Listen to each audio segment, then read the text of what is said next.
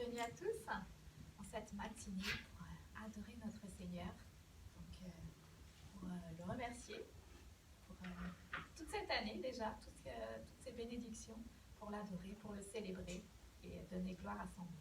Donc je vous invite à chanter ensemble, ouvrez les portes.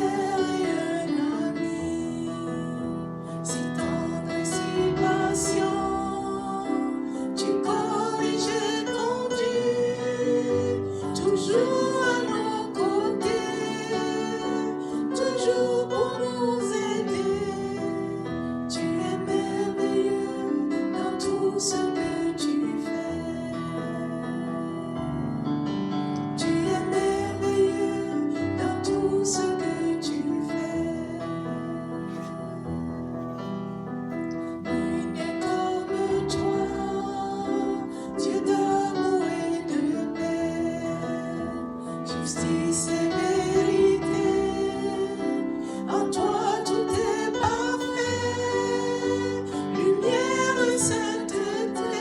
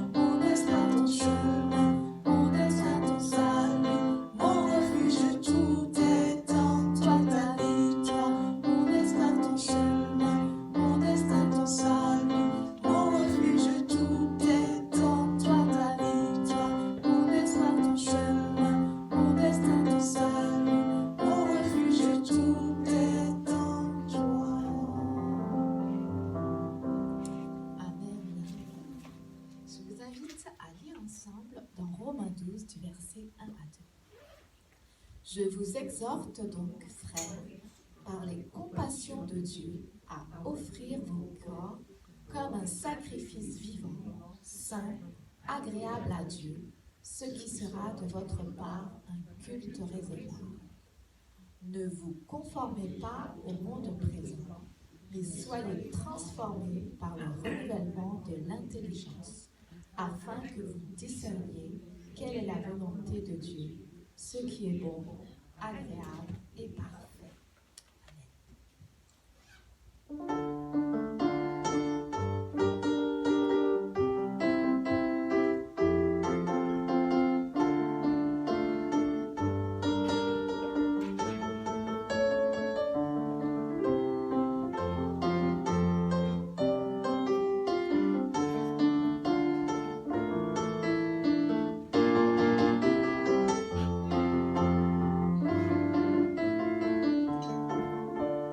Jour de joie, jour de victoire, il est dans sa maison, me retire des grandes eaux, il me saisit et me délivre.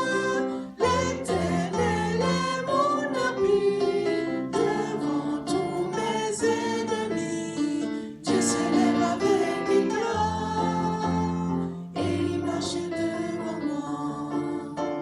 Jour de joie, jour de victoire, il est dans sa maison, me retire des grandes eaux, il me saisit et me délivre.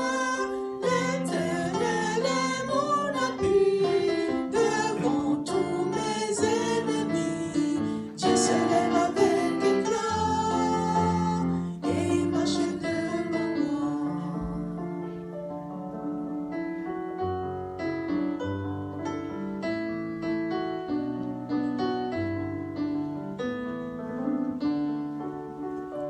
Dieu, tu es ma force, ma consolation, une lampe devant mes pas. Ta voix triomphait de l'ouragan, emportait le combat. Tu m'offres chaque jour ton infaillible amour. Toi qui as fixé le coup des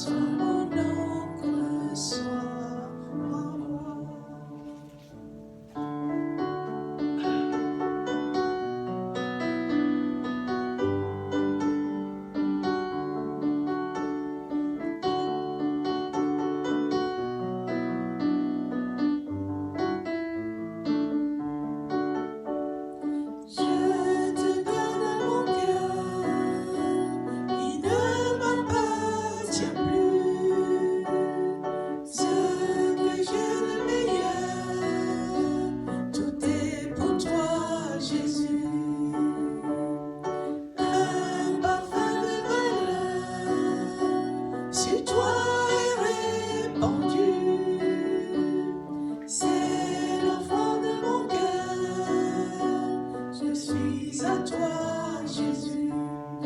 Prends mon âme, prends mon cœur, je te donne tout. Prends ma vie, me voici, je te donne tout. Mon cœur est à toi, tout à toi. Prends mon âme, prends mon cœur, je te donne tout. Prends ma vie, me voici, je te donne tout. Mon cœur est à toi, tout à toi. Mon cœur est à toi, tout à toi. Amen. Je vous invite à vous asseoir. Le Seigneur, prends nos âmes, prends nos cœurs, nous te donnons tout. Prends nos vies, nous voici, nous te donnons tout, Seigneur. Nous allons passer aux offrandes et le remercier déjà pour toute cette année qui a été difficile pour tout le monde. Mais Dieu nous avait dit, Dieu nous a donné la bonne santé, même dans les périodes difficiles de maladie, il nous a guéris. Je vois Anne-Marie ici. Bienvenue Anne-Marie, qui est guérie aujourd'hui. Et pour aujourd'hui le célébrer et le remercier, lui rendre gloire et pouvoir lui redonner une partie de ce qu'il nous donne chaque jour. Tout ce dont nous avons besoin, Dieu nous le donne au quotidien. Et je vais vous inviter à lire ensemble dans 2 Corinthiens 9, du verset 7 à 8. Que chacun donne comme il l'a résolu en son cœur, sans tristesse ni contrainte, car Dieu aime celui qui donne avec joie, et Dieu a le pouvoir de vous combler de toutes sortes de grâces, afin que, possédant toujours à tous égards de quoi satisfaire à tous vos besoins, vous ayez encore en abondance pour toute œuvre bonne. Amen. Que cette offrande donc soit une offrande de reconnaissance, de foi, et avec joie, qu'on puisse donner ce qu'on a résolu dans notre cœur, et sans contrainte. Donc je vais vous inviter à prier avec moi. Merci Seigneur, car toute cette année 2020, malgré qu'elle ait été difficile pour chacun d'entre nous, tu as été toujours là, tu nous as bénis, tu nous as protégés, et malgré la maladie, tu nous as guéris, tu as béni nos vies, tu nous as permis de vivre chaque jour avec toi et que nos besoins ont été satisfaits, Seigneur. Et nous voulons aujourd'hui, avec reconnaissance, avec foi et avec joie, te rendre cela et pour pouvoir te célébrer, te donner gloire, Seigneur, pour que ton nom soit annoncé, que ta bonne nouvelle soit annoncée dans l'Église, que cette offrande puisse servir pour annoncer la bonne nouvelle dans cette Église, pour les besoins donc, de l'Église, pour le pasteur et pour toute œuvre bonne, Seigneur. Nous voulons te donner cette offrande avec joie et de tout notre cœur. Merci, Seigneur. Amen.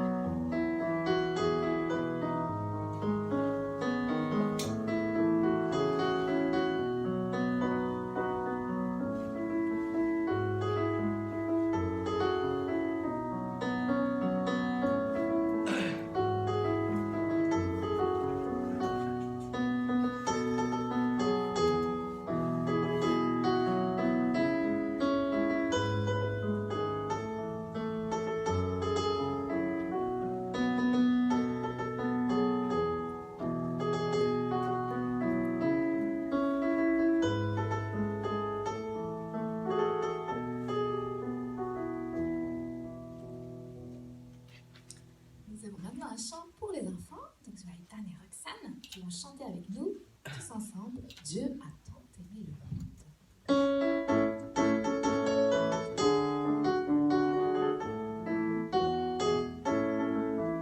Dieu a tant aimé le monde, il a donné son Fils unique. Dieu a tant aimé le monde.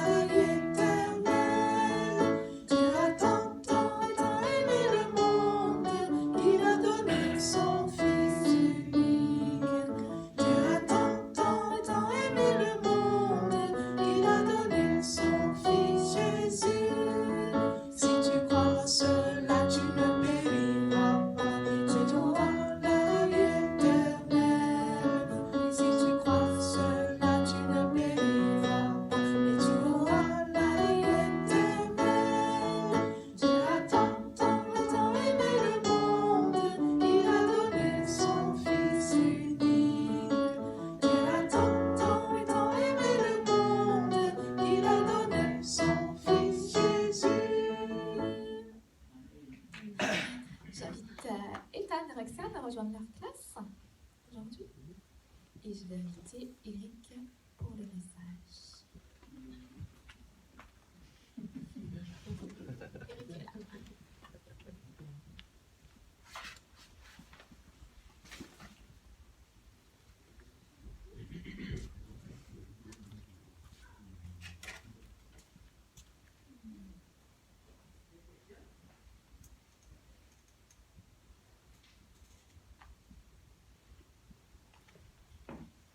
Eric est là.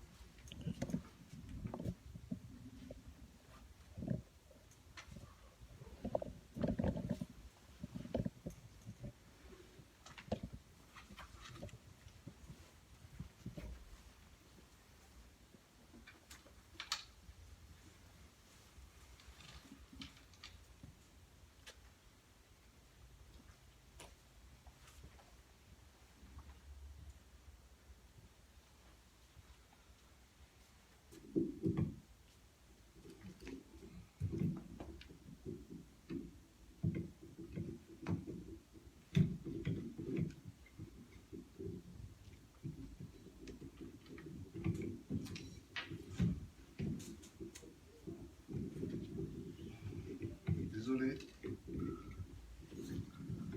Jolie, ça monte pas plus haut? C'est pas. Ah ben, c'est ça. Ben, ça, je voulais faire monter plus haut. Le bas, s'il te plaît. Ah, il faut le baisser.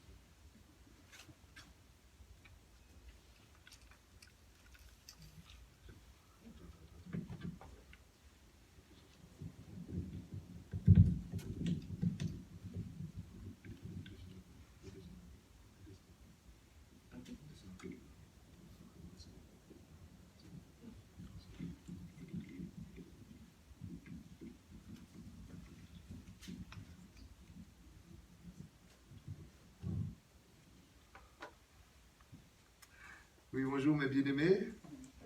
Je suis vraiment content d'être parmi ceux que j'aime, que j'apprécie. C'est vraiment une joie pour nous d'être là ce matin. Nous avons bravé le vent, la pluie, les difficultés de la vie pour nous retrouver dans la présence de Dieu. Je fais un petit coucou aussi à tous ceux et celles qui nous écoutent sur le web, sur les réseaux sociaux. Je tiens aussi à faire un petit coucou pour tous les malades, tous ceux qui ont été atteints du Covid-19, peut-être qui sont couchés sur un lit de douleur, qui nous regardent aussi, tous nos bien-aimés aussi qui étaient malades et qui nous ont retrouvés ici, alors que vraiment Dieu nous accompagne dans ce temps très difficile, ce temps douloureux, que Dieu nous accompagne aussi dans nos souffrances, nos difficultés, et qu'il veille aussi sur nous. C'est vrai, nous sommes là ce matin parce que dans 4 jours, c'est la fin de l'année 2020. Une année nouvelle va recommencer. Et en fin d'année, on a toujours envie d'entendre, nous chrétiens, une parole qui nous motive, qui motive. On a envie d'entendre une parole d'encouragement, une parole de réconfort. Une parole aussi pour nous booster parce que, après tout, nous sommes des chrétiens. Nous aimons Dieu, nous aimons la famille de Dieu. À plus forte raison, si nous sommes là, c'est parce que Dieu nous aime et que nous aussi nous aimons Dieu. Je me rappelle des paroles de Jésus dans l'évangile selon Saint Jean au chapitre 10. Jésus parle de la façon dont l'ennemi, le diable, vient. Il nous dit que le diable, il vient pour voler, pour tuer et détruire, mais aussi de la façon dont lui-même il vient. Jésus, il est venu pour apporter une vie abondante. Et je dirais, cette vie abondante est la preuve vivante de Dieu toujours présent et impliqué dans nos vies. Une vie abondante n'est pas toujours une vie remplie de richesses, de succès ou d'influence, mais c'est une vie qui trouve la paix au milieu des turbulences, la joie dans les revers, ou je dirais parfois dans les échecs. Parfois, nous avons beaucoup d'échecs. Et pourtant, malgré tous nos échecs, Dieu nous donne la joie pour traverser, la joie pour aussi tenir ferme, la joie pour persévérer. Oui, une vie abondante aussi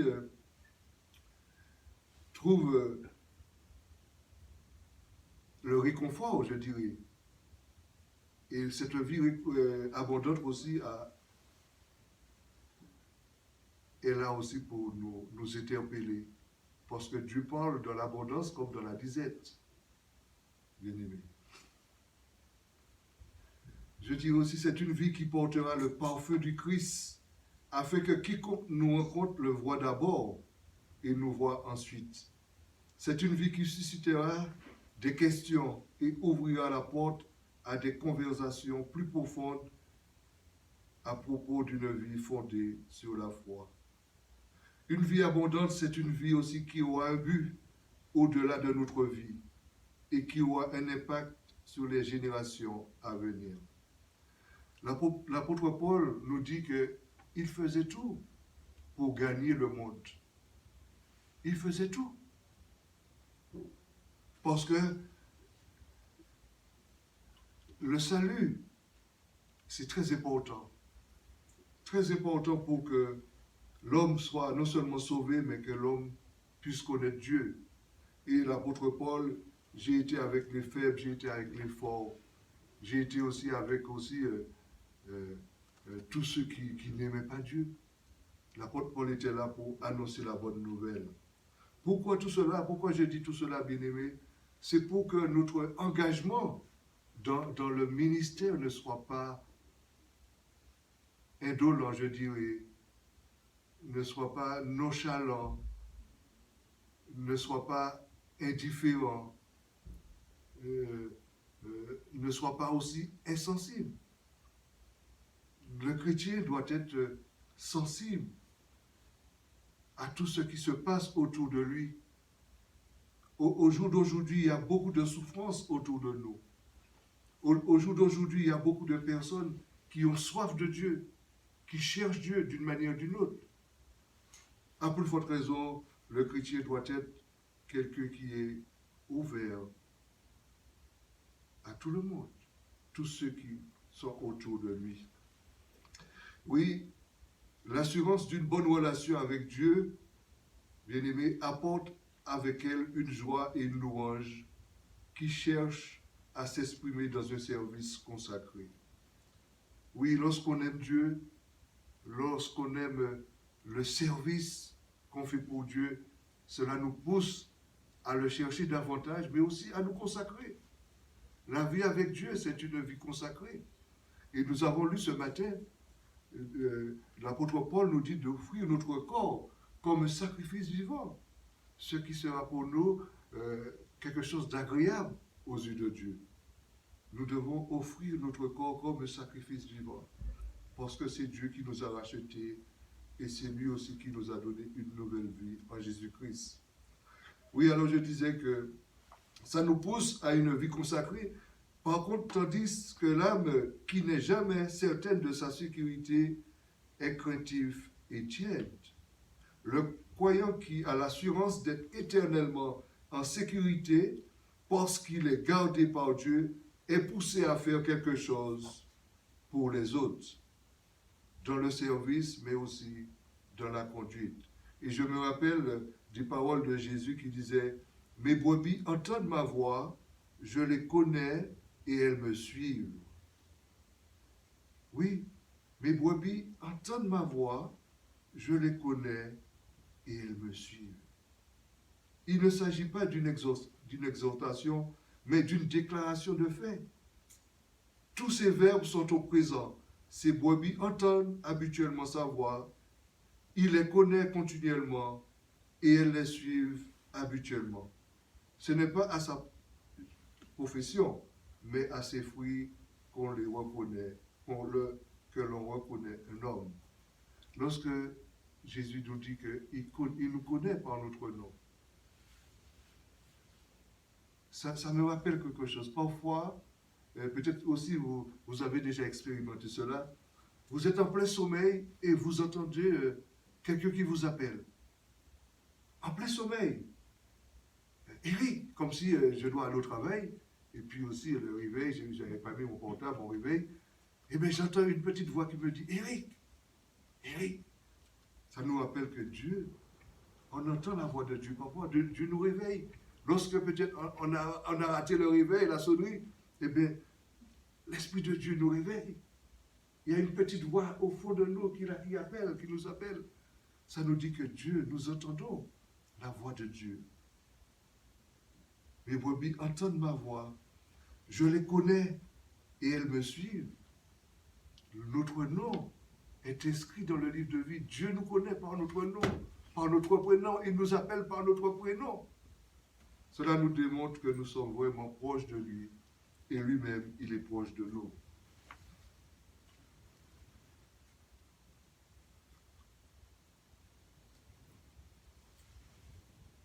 Oui, c'est pour cela, bien-aimés, nous avons besoin de persévérance. Et c'est ce que le verset nous dit, car vous avez besoin de persévérance, afin qu'après avoir accompli la volonté de Dieu, vous obteniez ce qui vous est promis.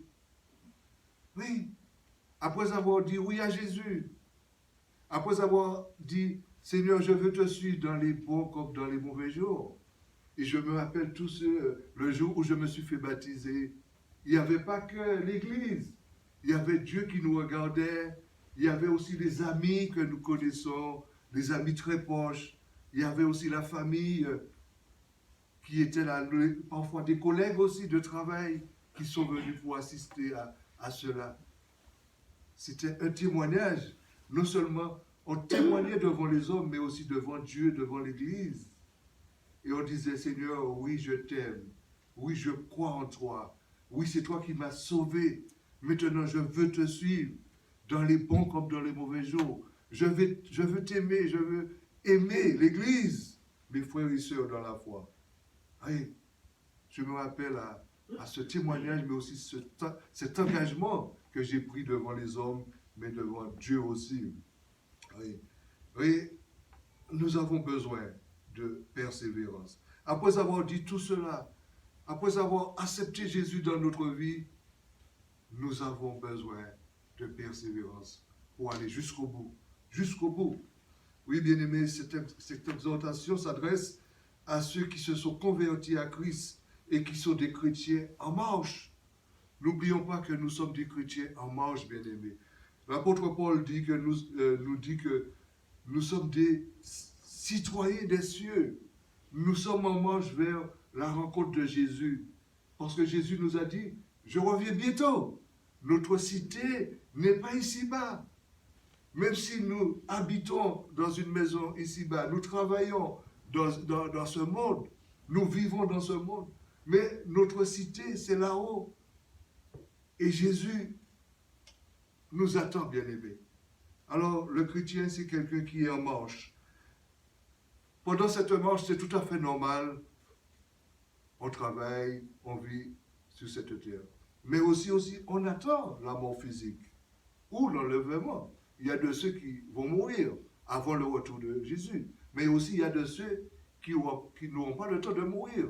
Parce que l'enlèvement, il nous a dit que les morts en Christ ressusciteront premièrement, et nous, les vivants qui serons restés, nous monterons et tous nous partirons à la rencontre de notre Dieu.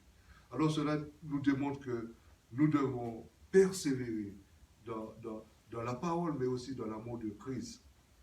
Et quand je dis nous avons besoin de persévérance, c'est une recommandation. Et cette recommandation résonne dans toute la Bible. Que ce soit dans l'Ancien Testament ou dans le Nouveau Testament, toute personne devenue membre de la famille de Dieu a besoin de persévérance. Et qu'est-ce que l'Apocalypse nous dit? Est-ce que vous pouvez... C'est possible? Oui, je vais prendre ma Bible pour cela. Au loin, je ne vois pas. Apocalypse chapitre 3. Et au verset 10, Parce que tu as gardé la parole de la persévérance en moi, je te garderai aussi à l'heure de la tentation qui va venir sur le monde entier pour éprouver les habitants de la terre. Je viens bientôt. Retiens ce que tu as afin que personne ne prenne ta couronne. Celui qui vaincra, je ferai de lui une colonne dans le temple de mon Dieu, et il n'en sortira plus. J'écrirai sur lui le nom de mon Dieu et le nom de la ville de mon Dieu, de la nouvelle Jérusalem qui descend du ciel, d'auprès de mon Dieu, et mon nom nouveau. Que celui qui a des oreilles entende ce que l'Esprit dit aux églises. La question que je pose ce matin, est-ce qu'il y a des sourds parmi nous? Est-ce qu'il y a des sourds, bien-aimés? Non, il n'y a pas de sourds. On a tous des oreilles pour entendre. Que celui qui a des oreilles entende ce que l'Esprit dit aux églises. Parce que tu as gardé la parole de la persévérance. Hey, cette parole qui parle de la croix, tout ce que Jésus a enduré pour nous, pour qu'en tout, nous soyons sauvés. Est-ce que cette parole est en nous? Est-ce que nous gardons cette parole de la croix, cette parole de l'Évangile? Oui, bien-aimés.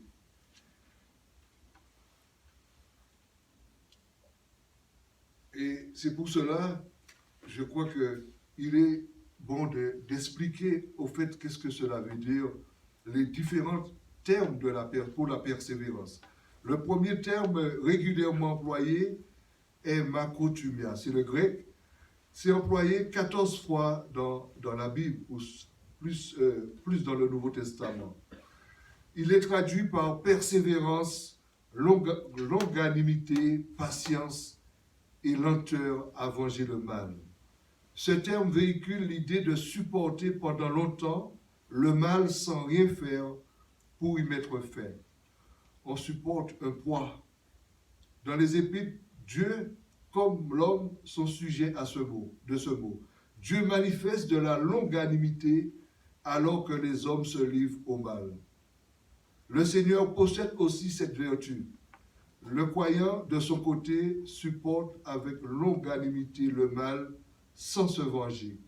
Il laisse le Saint-Esprit produire cette longanimité en lui et la développer comme caractère pour la manifester dans ses relations avec les autres. C'est vrai, Dieu, il est persévérant en ce qui concerne le salut de l'homme.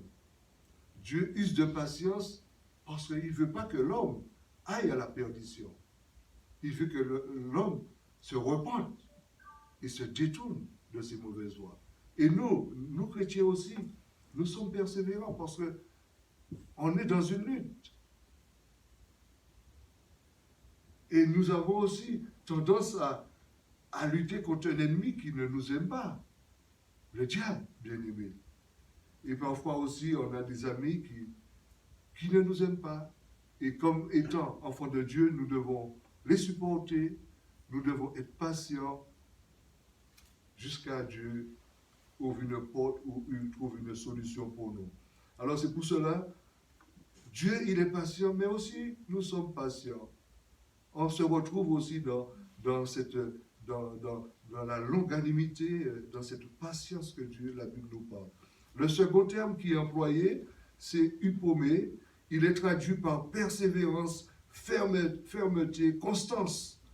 Ce mot véhicule l'idée d'une personne qui ne se détourne pas de son objectif délibéré et de sa loyauté à la foi et à la piété. Même si elle traverse les épreuves et les souffrances les plus sévères, il y a ici l'idée d'attente jusqu'au moment fixé par Dieu lui-même. Une fois de plus, ce mot concerne aussi à la fois Dieu et l'homme. Dieu est appelé le Dieu de la persévérance. Mais le croyant est exhorté à manifester cette vertu dans sa vie chrétienne. Et c'est pour cela, la parole nous dit de persévérer, même dans la prière, persévérer avec action de grâce.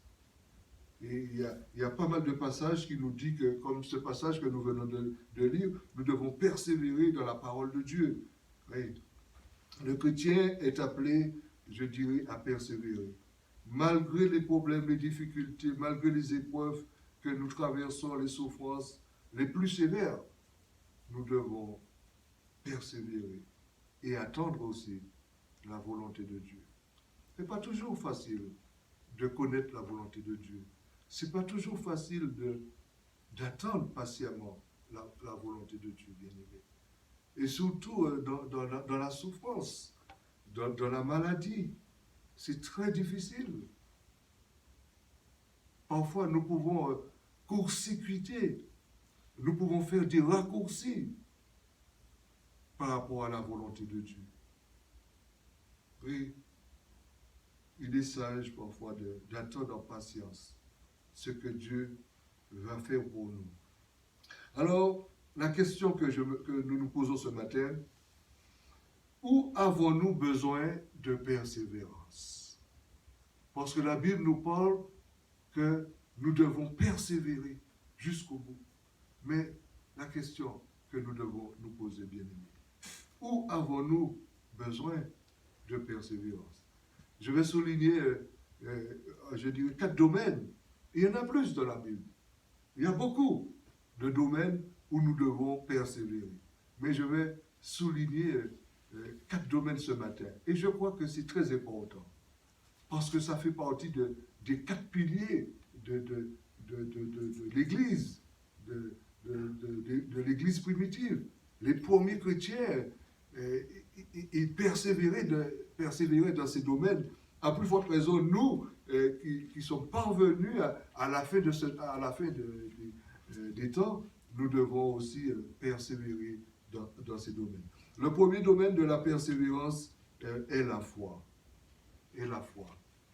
Oui, les apôtres, après avoir évangélisé les gens, non seulement ils retournaient, Paul, Barnabas, quand ils passaient dans une ville, peut-être une ville, 2 villes, 3 villes, 4 villes, 5 villes, ils retournaient ensuite, non seulement pour prêcher, mais aussi pour encourager les fidèles à rester dans la foi, à persévérer dans la foi.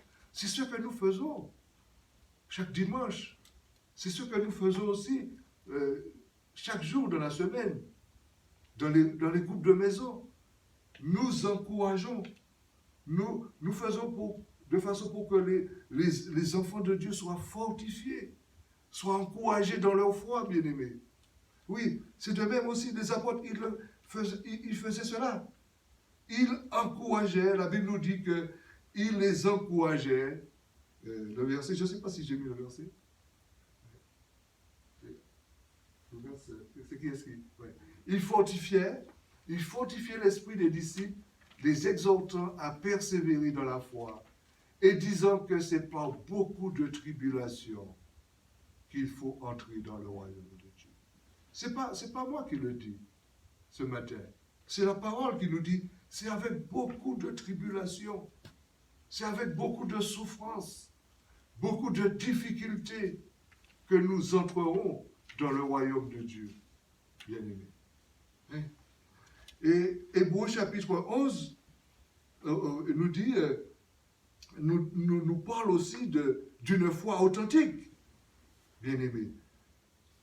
Or, la foi est une ferme assurance des choses qu'on espère, une démonstration de celles qu'on ne voit pas. Pour l'avoir possédée, les anciens ont obtenu un témoignage favorable. C'est par la foi que nous reconnaissons que le monde a été formé par la parole de Dieu, en sorte que ce qu'on voit n'a pas été fait des choses visibles. Oui, c'est par la foi. Oui. Oui, la foi, bien-aimée, est une tranquille confiance en un Dieu réel, tout-puissant et proche, quoique invisible. La foi est une merveilleuse assurance en son amour, en son salut, en sa parole. Elle est faite aussi de crainte respectueuse à l'égard de ses jugements et d'obéissance envers sa volonté. C'est quelque chose que nous expérimentons, nous qui connaissons Dieu, nous qui aimons Dieu, nous qui avons dit oui à Dieu, nous qui leur faisons confiance. C'est ça la foi. La foi est une merveilleuse assurance, mais aussi cette tranquille confiance. Le chrétien, c'est quelqu'un qui est confiant, mais aussi il est tranquille. Dans l'adversité, quel que soit ce qu'il traverse, il est tranquille, mais aussi il est en paix. Et parfois, on se pose la question, est-ce que j'ai la foi? Est-ce que je suis sauvé? Il y a des questions que le chrétien parfois se pose. Je vous encourage de lire les épîtres de Jean. Régalez-vous en lisant les épîtres de Jean. Si vous n'êtes pas sûr de votre assurance, de votre salut, dis-je, relisez les épîtres de Jean. Parce que la parole nous dit, il faut, afin que vous sachiez que vous avez la vie éternelle, vous qui croyez au nom du Fils de Dieu. Celui qui croit en Jésus a la vie éternelle. Il ne vient point au jugement, mais il est passé de la mort à la vie, bien-aimé. Oui. Alors du coup, comme je disais, la première épître de Jean contient une série de tests pour nous éprouver nous-mêmes et notre foi.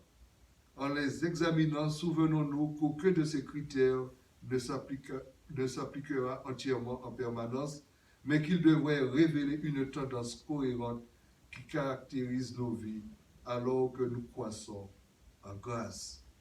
Oui, parfois, lisez, et je vais vous donner quelques versets ce matin, ça va vous encourager à continuer à lire.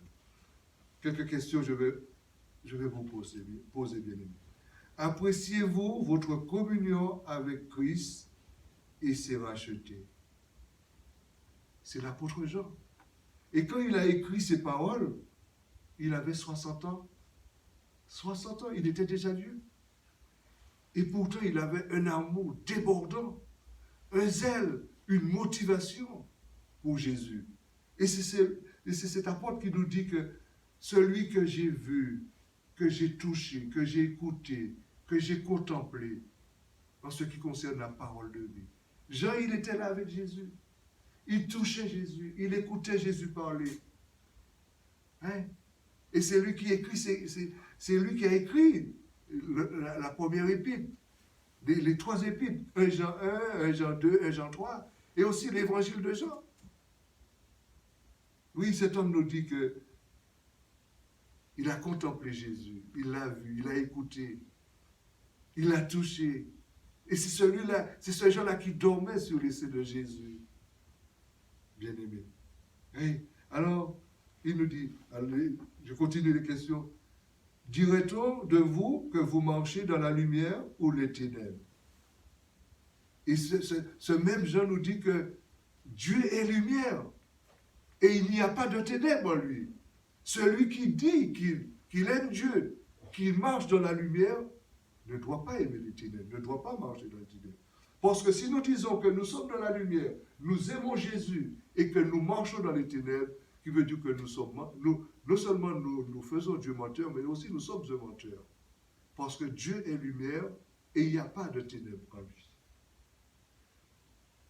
Reconnaissez-vous et confessons-vous vos péchés? Est-ce que nous reconnaissons, après tout, que nous sommes des pécheurs, des pécheurs qui a trouvé, nous sommes des pécheurs, nous avons trouvé grâce aux yeux de Dieu, mais aussi, nous bronchons tous d'une manière ou d'une autre. Mais est-ce que lorsque nous bronchons, nous faisons une petite faute ou une grosse faute, est-ce que nous retournons à la croix? Est-ce que nous confessons nos péchés? Et c'est ça. Est-ce que reconnaissez-vous et confessons-vous vos péchés? Votre vie témoigne-t-elle votre amour pour Dieu plutôt pour que le monde? Manifestez-vous de l'amour pour les autres chrétiens? Votre vie est-elle conforme à votre confession de foi? Gardez-vous une bonne conscience? Menez-vous une vie chrétienne victorieuse? Bien-aimé, le chrétien, celui qui est né de nouveau, eh bien, il s'examine à travers la parole et il voit aussi où il est, si je suis dans la bonne voie ou dans la mauvaise voie. si je suis avec Dieu ou je ne suis pas avec lui. Et Hébreu 10 nous dit le juste vivra par la foi. Et quand nous voyons Hébreu 11 au verset 6, il nous dit or sans la foi, il est impossible d'être agréable à Dieu. Car il faut que tous ceux qui s'approchent de Dieu, il faut que ces gens-là croient que Dieu existe et Dieu est celui qui récompense. Personnellement, ce matin, nous pouvons témoigner que Dieu est celui qui récompense. Quand nous sommes venus à Jésus, quand nous avons dit oui à Jésus, nous avons obtenu le salut, le pardon de nos péchés, la réconciliation, la vie éternelle, la paix, la joie. Et je peux aller encore, la liste est longue. Hein? Dieu est celui qui réconforte. Quand tu viens à Dieu, quand tu demandes à Dieu pardon, quand tu te repentes, eh bien Dieu te récompense en retour. Ça doit encore nous pousser encore à faire confiance à Dieu. Et j'ai choisi ce matin un homme qui a marché avec Dieu.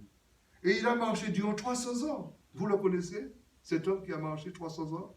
Et ensuite, la Bible nous dit qu'il fut enlevé. C'est qui? Enoch.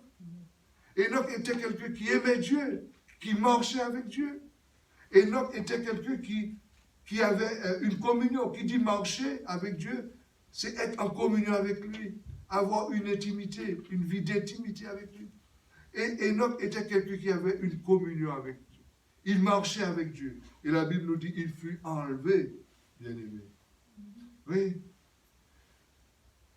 Oui, le premier pas de la foi consiste à croire que Dieu existe. C'est ce que Enoch a fait. Deuxièmement, je dirais, le deuxième pas, le premier pas, c'est de la foi. Et le deuxième pas vers la foi, c'est croire que Dieu récompense ceux qui croient en lui, est le premier pas de la foi. Croire pleinement en Jésus-Christ comme Seigneur et Sauveur n'est que le commencement d'une vie de foi en Dieu. Pour continuer de plaire à Dieu, il faut communier avec lui, marcher avec lui comme Enoch l'a fait. Et je me suis régalé quand je lisais la biographie de cet homme. Et j'ai profité pour m'instruire par rapport à sa biographie.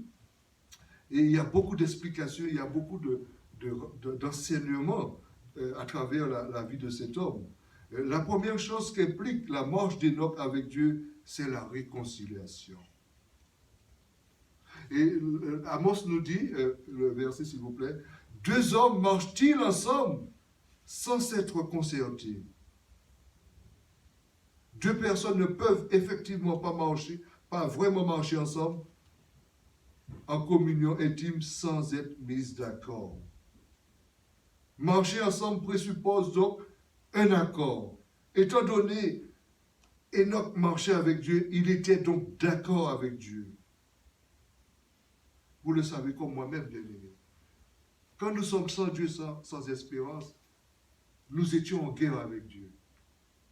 Nous étions des rébellions, nous étions des rebelles. Et là, le fait de connaître Dieu, de marcher avec Dieu, la rébellion était terminée pour cet homme de foi. Et je peux encore continuer. Une deuxième chose, marcher avec Dieu implique l'intégrité morale ainsi que le règlement judiciaire du péché. Quand nous disons oui à Dieu, Dieu nous pardonne de tous nos péchés. Dieu nous justifie, bien-aimés.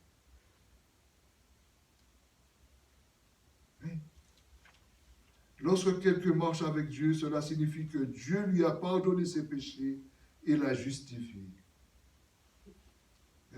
Ce n'est que quand le problème du péché est réglé qu'on peut entrer dans la présence de Dieu et commencer à marcher avec lui. Bien-aimé, aujourd'hui, beaucoup de gens disent que je suis chrétien et j'aime Dieu. Mais est-ce que le problème du péché est réglé? Tant que le problème du péché n'est pas réglé, on ne peut pas marcher avec Dieu. On ne peut pas être réconcilié avec Dieu. Parce que Jésus est venu pour régler le problème du péché. pour que nous soyons réconciliés avec Dieu. Alors, c'est ce que nous dit la parole. 1 Jean chapitre 1, verset 6. Mais si nous marchons dans la lumière, comme il est lui-même dans la lumière, nous sommes mutuellement en communion et le sang de Jésus-Christ nous purifie de tout péché. Hein? Quand nous sommes en communion avec lui, quand nous marchons dans la lumière, le sang, c'est automatique. Le sang de Jésus nous purifie de tout péché. Le deuxième domaine de la persévérance, je dirais, est l'exhortation à la prière. Il nous est demandé comme chrétiens de prier avec persévérance. Et il y a pas mal de versets qui nous le disent. Romains chapitre 12, il nous dit, réjouissez-vous en espérance, soyez patients dans l'affliction, persévérez dans la prière. Éphésiens chapitre 6, verset 18. Faites en tout temps par l'Esprit toutes sortes de prières et de supplications. Veillez-y avec action, avec une entière persévérance et priez pour tous les saints. Colossiens chapitre 4, verset 2. Persévérez dans la prière, veillez-y avec action de grâce. Oui, bien-aimés, il ne s'agit non seulement de poursuivre le ministère de la prière, tant que nous sommes sur cette terre, mais aussi de persister avec des sujets de prière jusqu'à ce que la réponse de Dieu devienne claire. Persister. Parfois, ça nous arrive de prier une fois et puis on termine. Et on dit que Dieu ne fait pas de miracle. Dieu est ceci et cela. Mais est-ce que nous avons persisté? Est-ce que nous avons persévéré? Comme Jésus, à un moment donné, quand il était dans le jardin de Gethsémani, le fait de prier, la Bible nous dit qu'il est entré en agonie. Et il y avait des gouttes de sang qui coulaient, qui tombaient. Bien-aimés. Et nous ne sommes pas encore arrivés à ce stade. Mais la Bible nous dit que nous devons persister. Persister. C'est avec une telle persévérance dans la prière que les chrétiens de l'Église primitive adoraient, tant avant qu'après la venue du Saint-Esprit. Lors de la Pentecôte, ils sont restés 10 jours avant la venue du Saint-Esprit. Qu'est-ce qu'ils faisaient durant ces 10 jours? Ils priaient, ils adoraient Dieu. C'est la prière, mais aussi l'adoration. Oui. Et même aussi, nous voyons après, l'Église primitive, lorsque l'apôtre Pierre a prêché, il y a eu 3000 âmes qui se sont converties.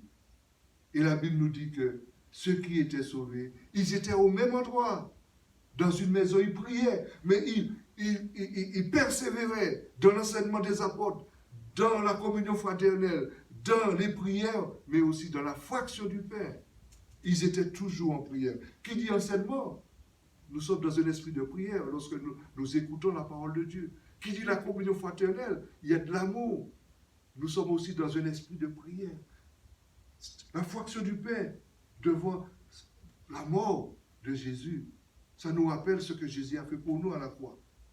C'est dans cet esprit de prière, bien-aimés. Et c'est ce que faisaient nos premiers chrétiens, les premiers chrétiens. Oui, la persévérance dans la prière devrait faire partie de la vie spirituelle du chrétien de manière aussi continuelle que la respiration fait partie de sa vie physique. Paul exhorta Timothée à veiller à ce que les hommes prient en tout lieu en élevant des mains pures. L'image, en élevant des mains pures, c'est l'image du cœur. Il faut que le cœur soit pur pour élever les mains devant Dieu. Il faut que le cœur soit pur. Parfois, le cœur a beaucoup de détours. Dieu a fait le cœur de l'homme droit, mais il y a beaucoup de détours. Et c'est pour cela que l'apôtre Paul veut que nous prions, mais en élevant des mains pures devant Dieu.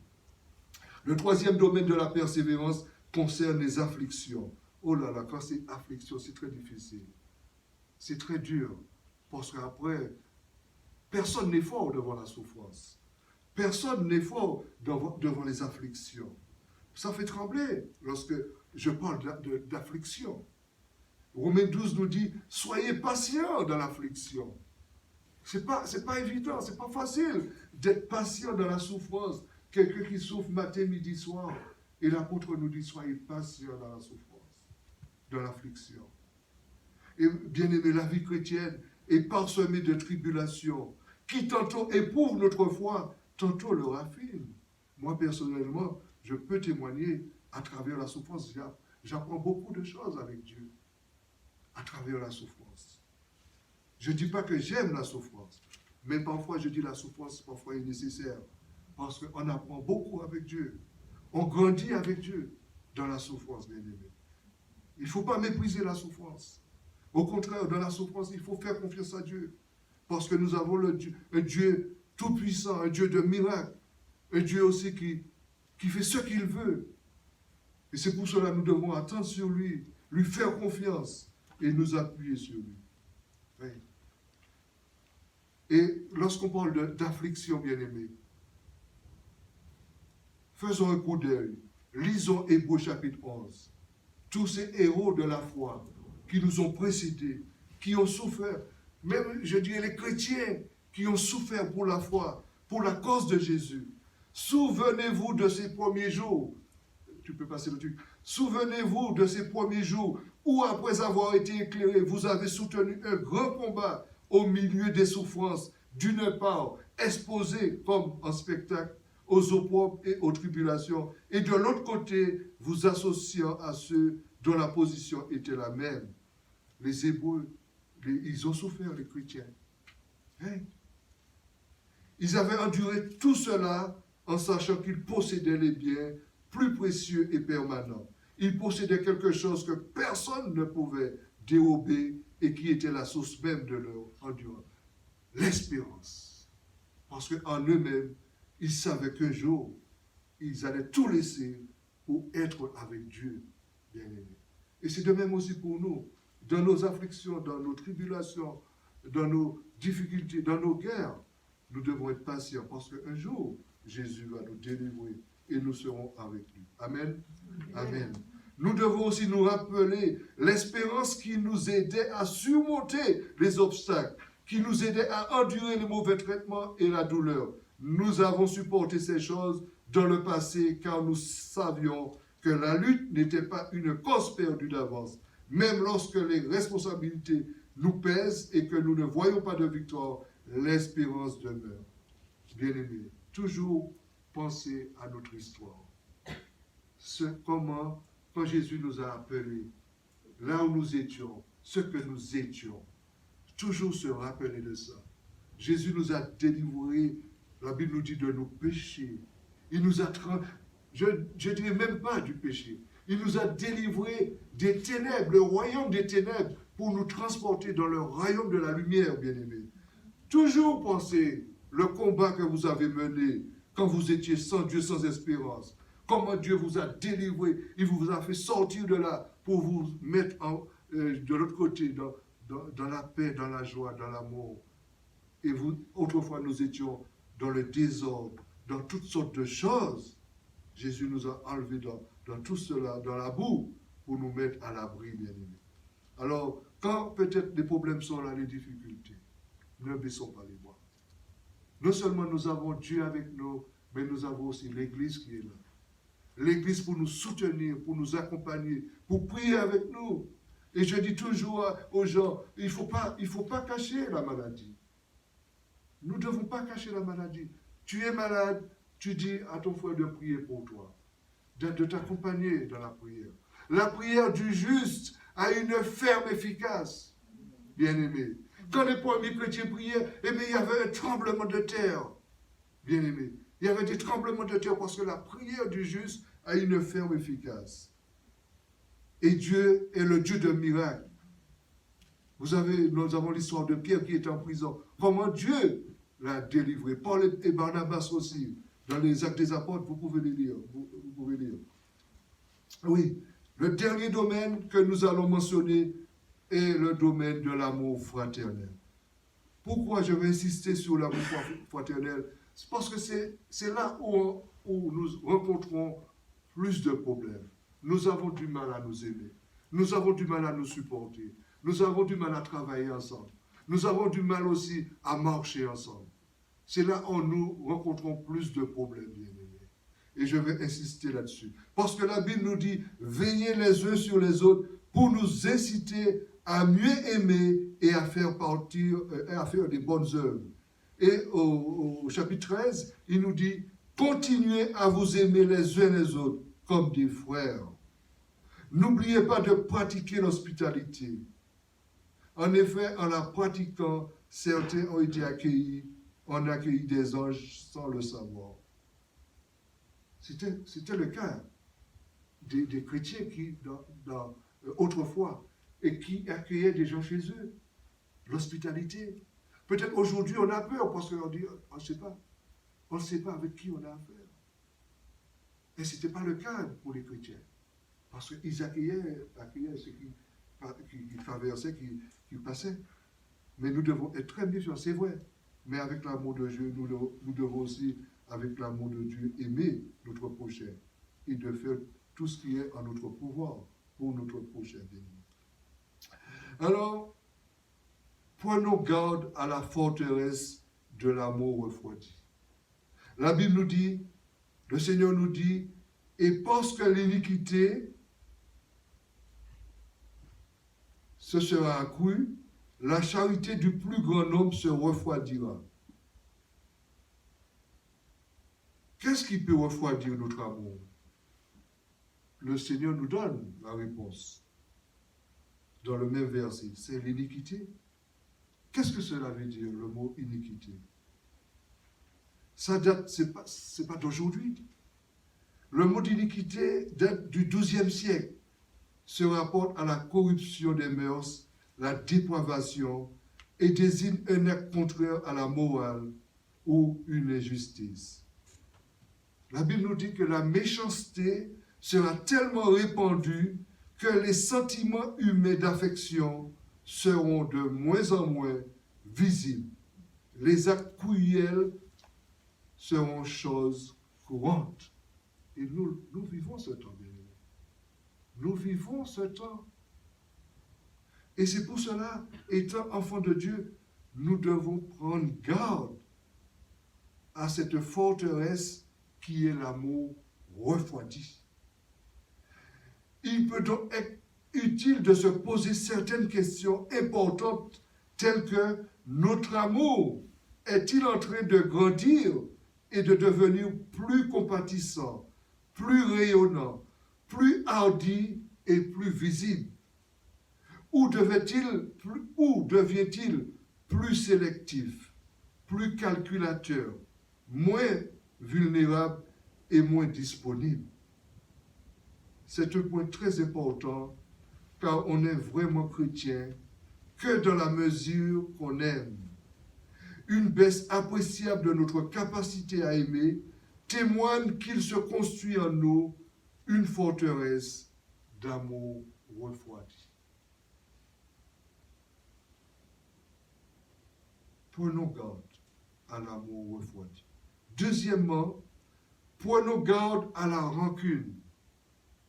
Les Écritures nous avertissent qu'une seule petite racine d'amertume chez quelqu'un peut bourgeonner et souiller un grand homme. Veillez à ce que nul ne se prive de la grâce de Dieu, à ce qu'aucune racine d'amertume poussant des rejetons ne produise du trouble et que plusieurs n'en soient infectés, bien-aimés. L'amertume, au jour d'aujourd'hui, l'amertume fait des ravages, pas dans le monde seulement, mais dans le monde évangélique, bien aimé, dans le cœur des chrétiens. L'amertume est une vengeance qu'on n'a pas pu satisfaire. Nous avons pu être blessés profondément par un manque d'égard ou la cruauté d'autrui. Bien aimé, il est inévitable que dans un monde de plus en plus dur et cruel, qu'on ne soit pas blessé à un moment ou un autre, parce que nous vivons un monde cruel, un monde difficile. À tout moment, on peut être blessé, bien-aimés, mais faisons attention, étant enfants de Dieu, bien-aimés. Mais si nous n'arrivons pas à réagir en aimant et en pardonnant, cette blessure privera notre cœur de sa capacité d'aimer. Sans nous rendre compte, nous commençons à faire partie de la majorité des chrétiens de cette fin de temps dont l'amour se refroidit. Eh oui. Et chaque fois, c'est pour cela, le chrétien a ce privilège de toujours retourner à la croix, toujours demander à Dieu pardon. Nous sommes faibles. Celui qui dit qu'il n'a pas péché fait Dieu menteur. Parce que nous sommes des pécheurs graciés et nous bronchons tous d'une manière ou d'une autre. Mais quand nous avons bronché, nous retournons au pied de la croix. Et nous confessons nos péchés pour lui. Et nous lui demandons pardon. Le sang de Jésus nous purifie de tout péché. Il est fidèle et juste pour nous pardonner. Ce n'est pas un homme. Dieu n'est pas un homme. Moi, je peux vous mentir, mais Dieu, il ne ment pas. Il est fidèle et juste pour nous pardonner et pour nous purifier de tout péché. Un autre point que je voulais souligner, aimer sans engager, ce n'est pas aimer. Si tu dis que tu aimes et tu n'es pas engagé, ça ne veut rien dire. Si tu t'engages avec ta femme ou ton époux, c'est parce que tu l'aimes. Si tu t'engages avec Dieu, c'est parce que tu aimes Dieu. Tu te rappelles le jour, tu as dit oui, et bien tu t'es engagé. Le jour de ton baptême, tu t'es engagé avec Dieu. Et l'engagement, c'est quoi? C'est des trucs qu'on a déjà fait ici. Hein?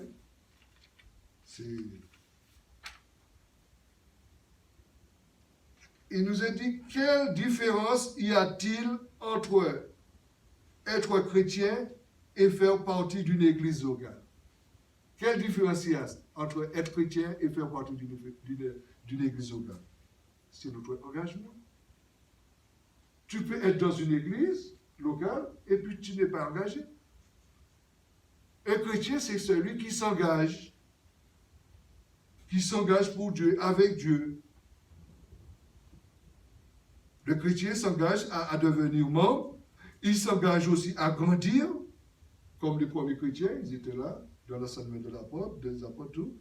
Il s'engage aussi à exercer un ministère et à servir. Le chrétien, c'est quelqu'un qui s'engage aussi à évangéliser, un engagement pour évangéliser, mais aussi pour donner sa vie. C'est ça l'engagement.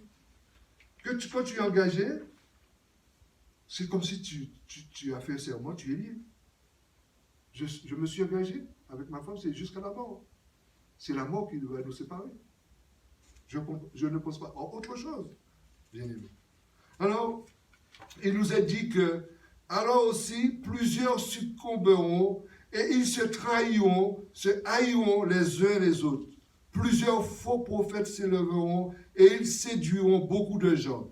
Et parce que l'iniquité sera accrue, la charité du plus grand nombre se refroidira.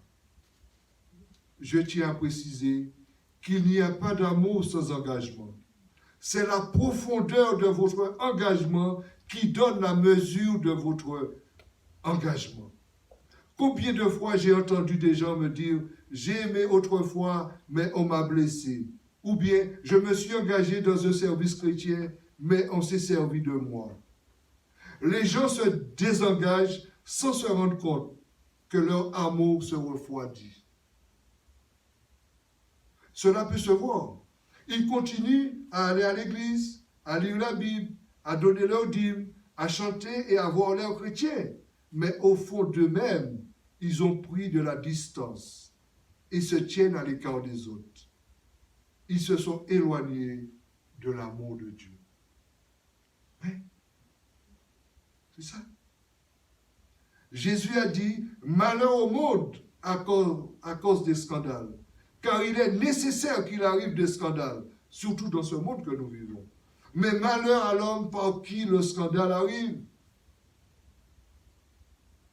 Au cours de notre marche, il y aura des moments où nous verrons même des gens vertueux passer des jours difficiles. Tant que nous vivrons sur terre, nous ne cesserons jamais de trouver sur notre route des pierres d'achoppement. Bien-aimés, ce n'est pas sur les rochers que les gens trébuchent, mais sur les pierres, les petites choses. Pour rien. Parce que ma soeur ne m'a pas dit bonjour, je suis fâché contre. Je suis fâché. Parce qu'elle ne m'a pas invité, je suis fâché contre lui. Pour rien, nous pouvons trébucher, bien-aimés. Hein? Trébucher, c'est quoi? C'est s'arrêter de marcher et tomber. Question. Avez-vous trébuché dernièrement sur la faiblesse ou le péché de quelqu'un? Vous êtes-vous relevé et avez-vous continué à aimer comme auparavant? Ou cette chute vous a-t-elle fait prendre un peu de recul dans votre recherche dans l'amour? Bien-aimés, pour sauvegarder la qualité de l'amour que vous avez dans le cœur, vous devez pardonner à ceux qui vous aient fait trébucher. Il ne faut pas avoir peur de demander pardon.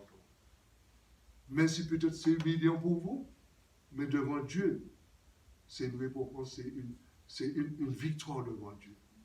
Parce que quand vous demandez pardon, vous vous humiliez, parce que vous voulez grandir avec Dieu, vous voulez aller plus loin avec Dieu, vous voulez remporter des victoires sur l'ennemi.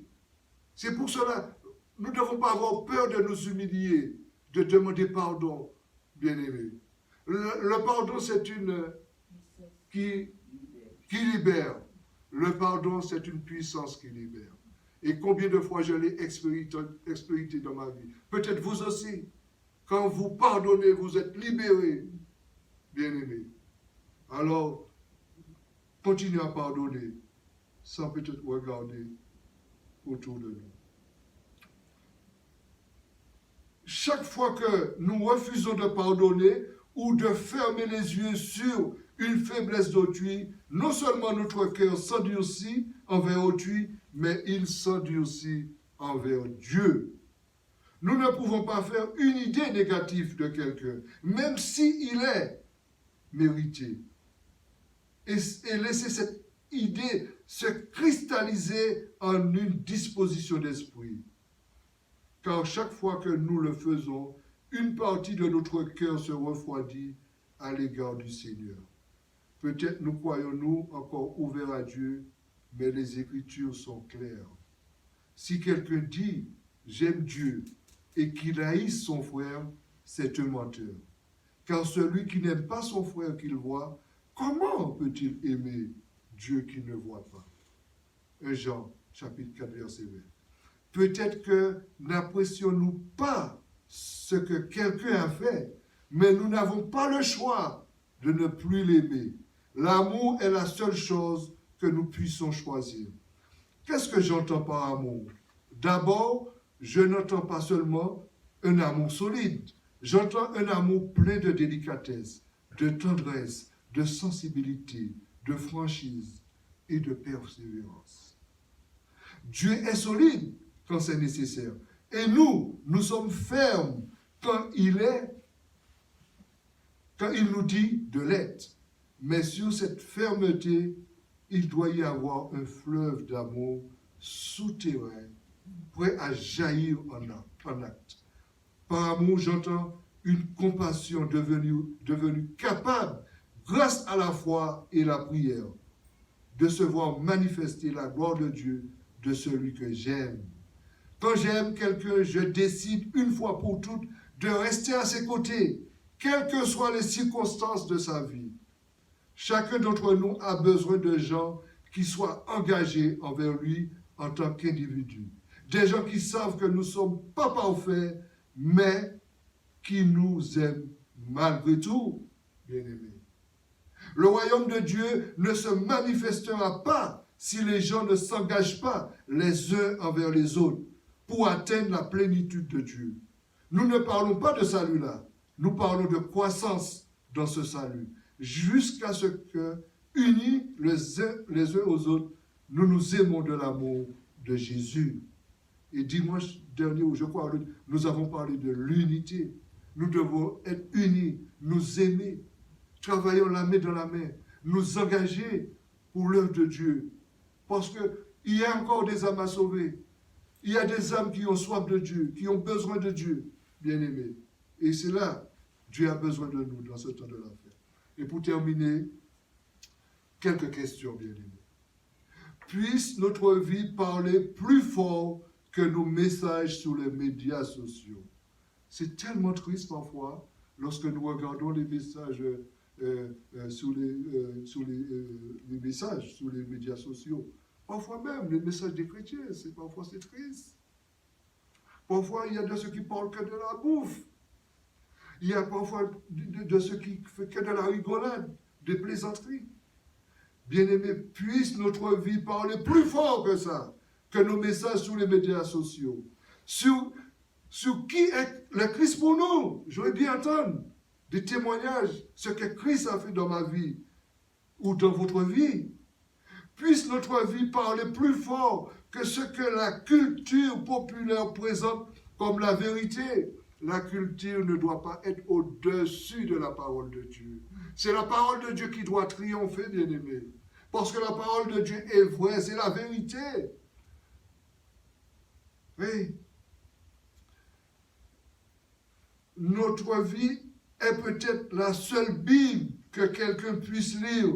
Alors la façon dont nous vivons est importante, indépendamment de ce que nous faisons ou de l'endroit où nous trouvons. Le témoignage, j'insiste là-dessus. L'apôtre Paul, je faisais tout pour plaire à Dieu. Oui, on doit tout faire pour que des gens soient sauvés.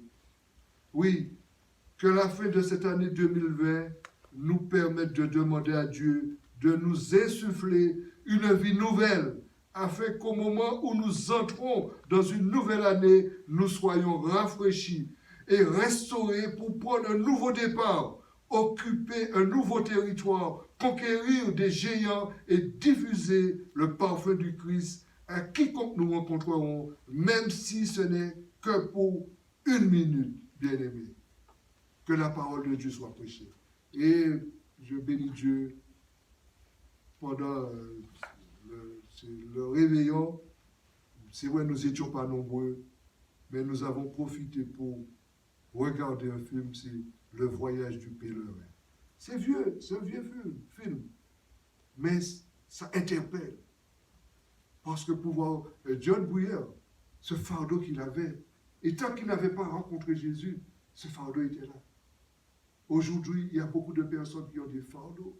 Le péché, c'est un fardeau. Il y a de ceux ils ont une conscience tourmentée.